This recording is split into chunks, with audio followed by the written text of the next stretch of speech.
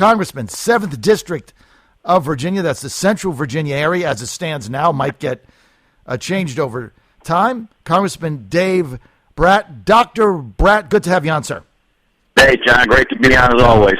Okay, I want my audience to know Dave Brat, the Fräulein's favorite congressman now of all time. My wife, Ann, loves Dave Brat. So just truth in advertising on that.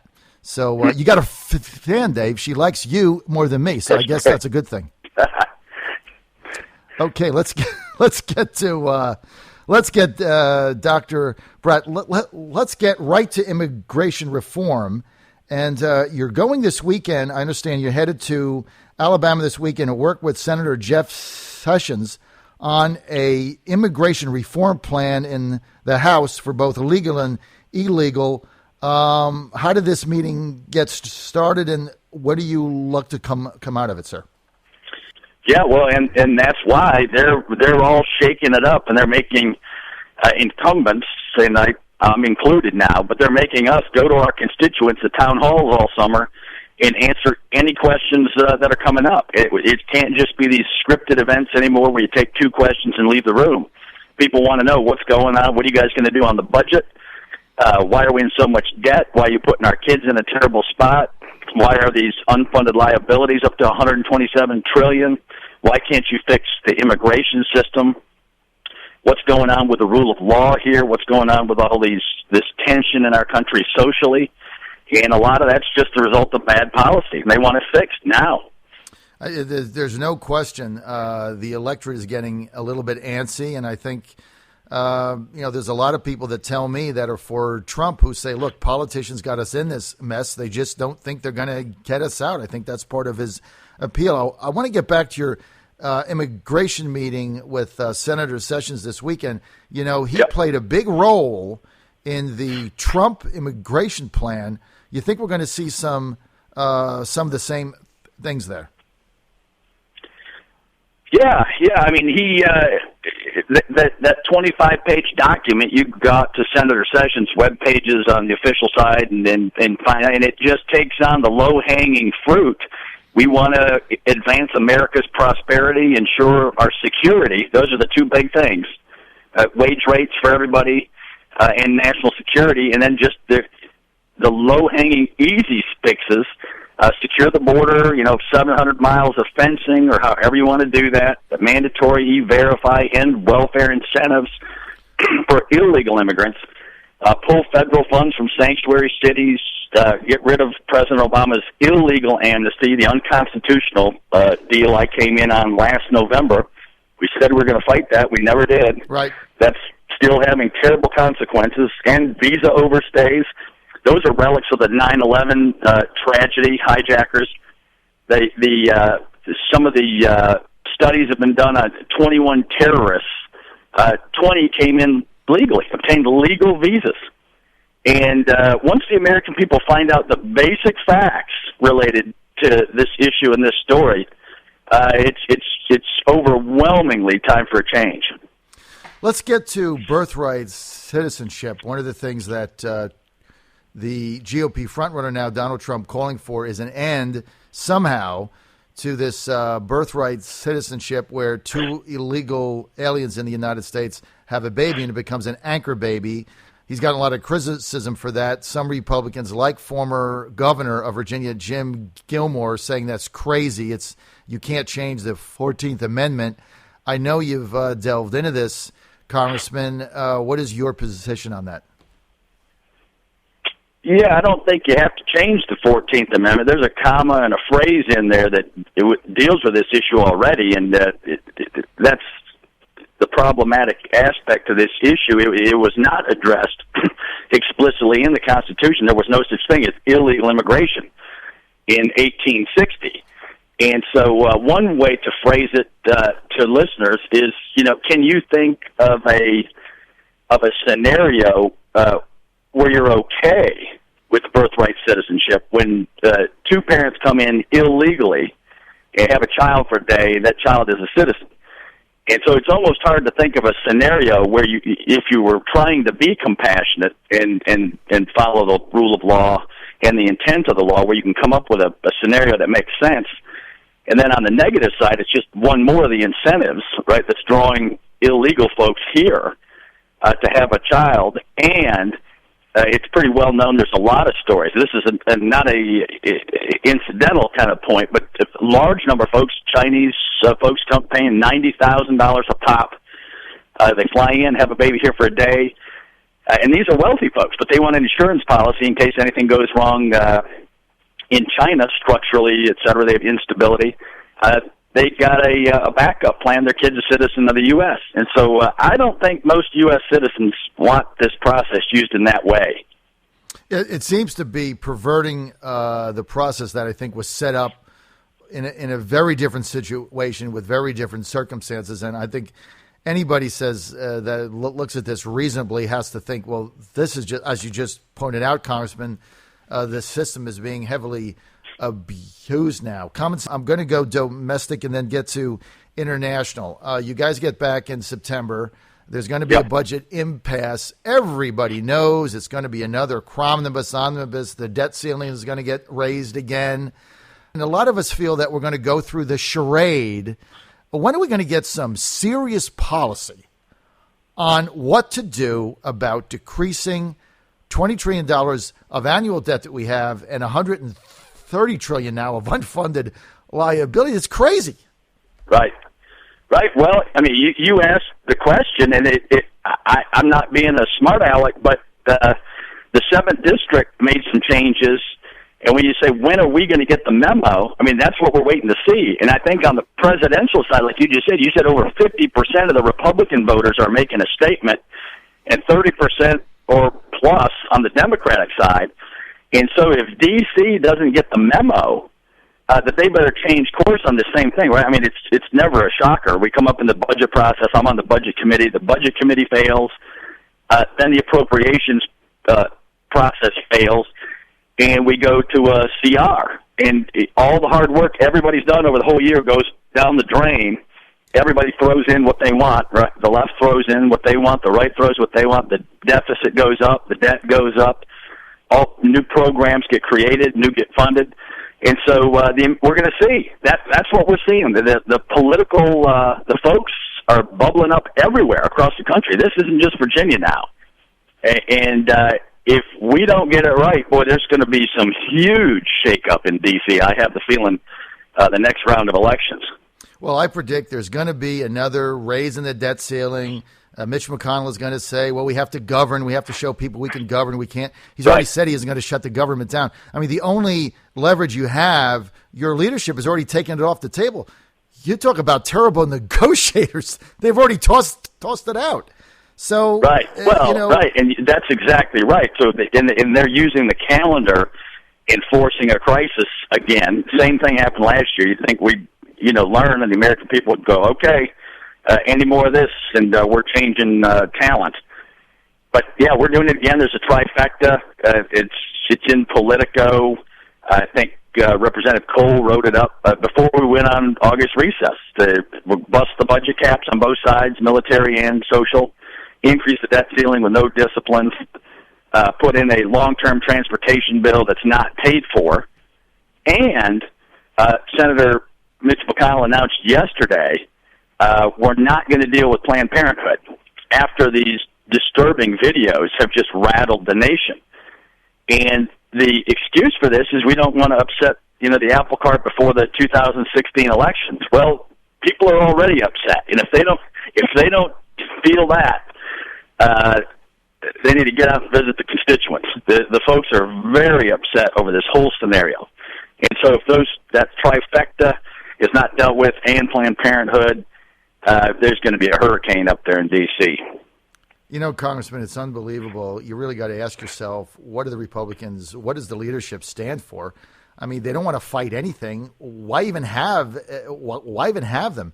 When you voted against current leadership, I know that put you, you look back at that, I thought your tally looking for new leadership in the House was courageous, and it was certainly sage and predictive because you predicted exactly what's going to happen. So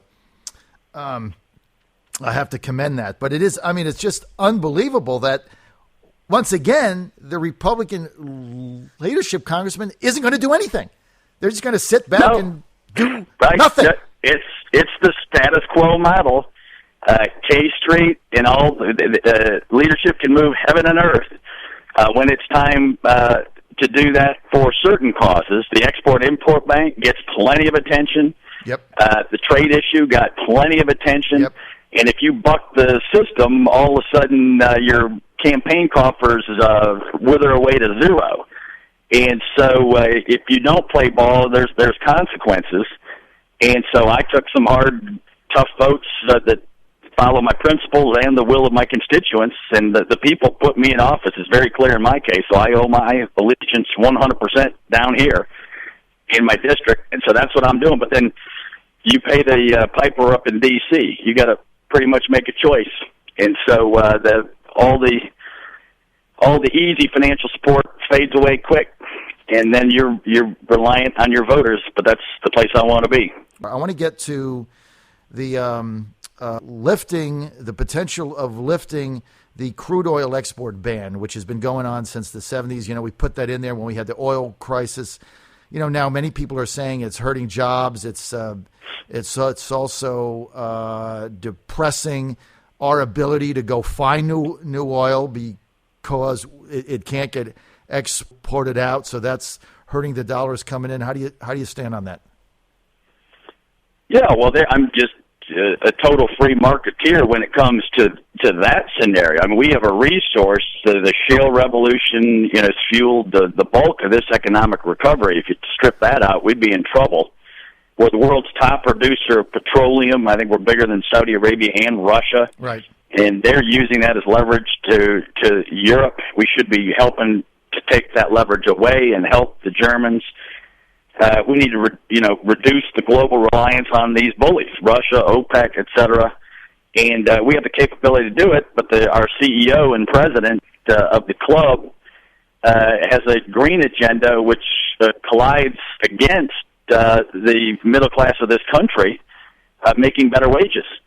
And I think they're feeling it, and they get it. It's been too long, right? This president said hope and change and bring about a positive scenario. The positive scenario has not come about, and everybody's getting it. And so I think there's going to be some big-time change coming on this energy front. I mean, you just think energy is just essential for this nation's competitiveness.